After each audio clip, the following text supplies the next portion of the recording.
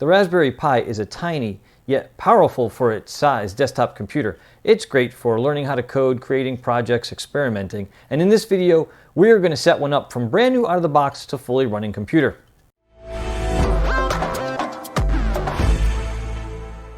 The parts that we're going to need to accomplish this is, well, of course, the Raspberry Pi.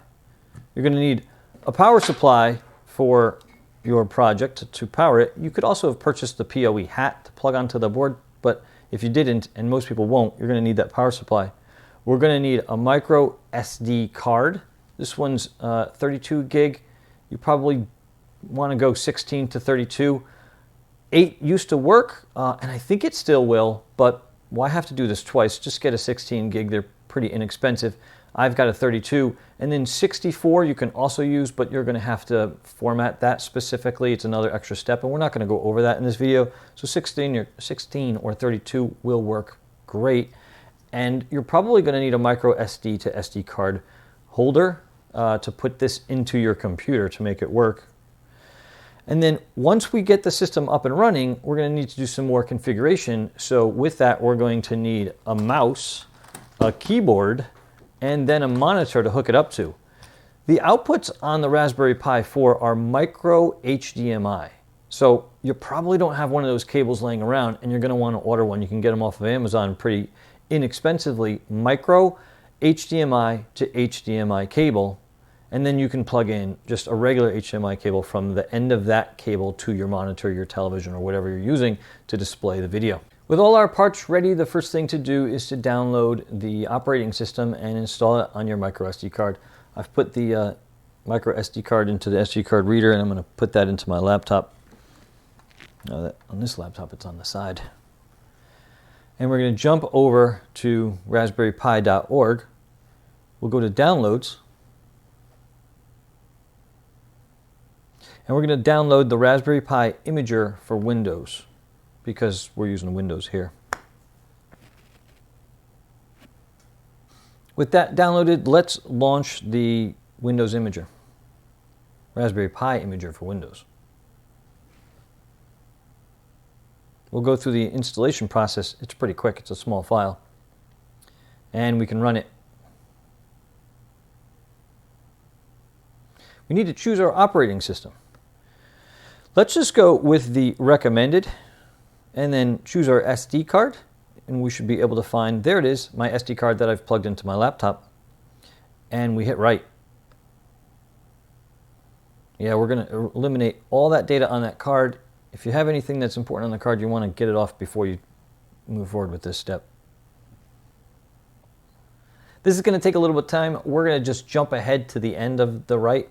But before we do, if you find this video interesting and easy to follow, give us a thumbs up or like. We really appreciate it. And consider subscribing to the channel. Thanks. That took about 5 or 10 minutes for my card, and you could see from the message that you can remove the SD card from the reader. We're ready to power up our board. All right, so we've taken out the card reader. We're taking out the micro SD card out of that, and we're going to install that into our Raspberry Pi. It's on the back of the board that you install your chip. Just like that.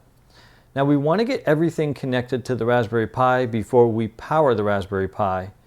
That way that the display gets detected and then your video comes out the correct output to your display.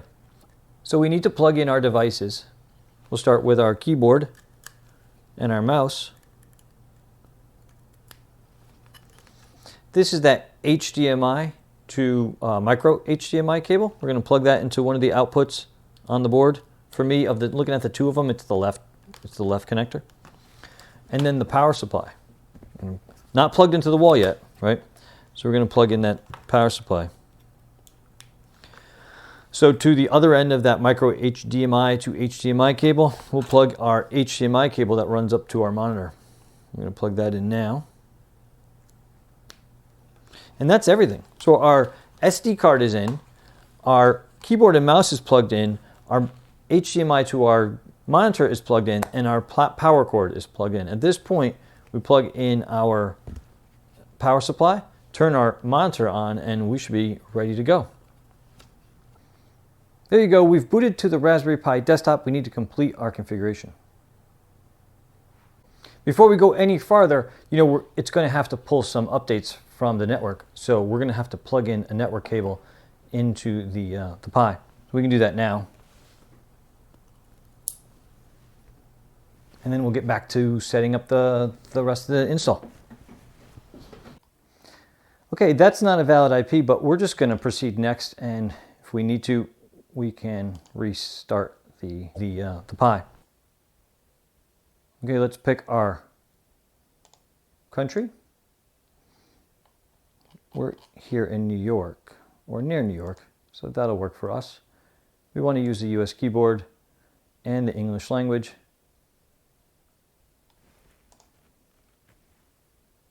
So when Raspberry Pi first installs, the password for the user Pi is Raspberry. And right now, for security, it wants you to change that password. It's kind of a common theme here on our channel. You want to create a strong password. And the great thing about this is it's not going to let you continue to use Raspberry, and you're not going to be able to proceed without creating a new password. We'll do that now. The screen does show a black border on the desktop.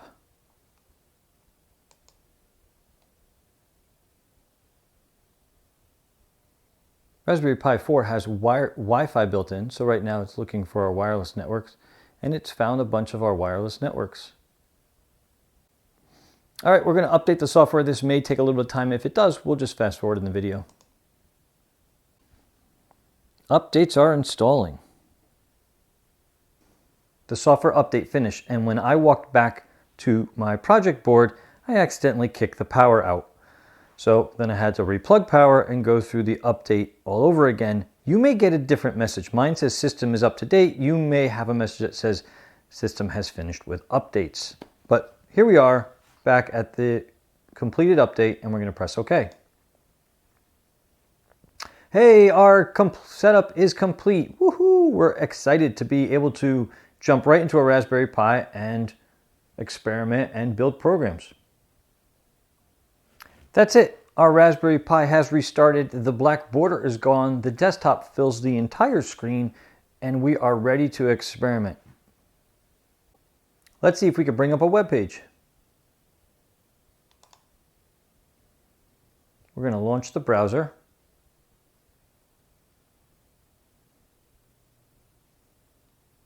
Oh, look at that. It goes right to its own website, Raspberry Pi. That's very cool. We are good to go. The basic setup of the Raspberry Pi is complete. You've got your desktop, you're surfing the web, your mouse and keyboard are working, and it's ready for you to start experimenting, programming, and learning. Have fun. If you found this video interesting, please give it a thumbs up, a like, and consider subscribing to the channel. We really appreciate it. Thank you.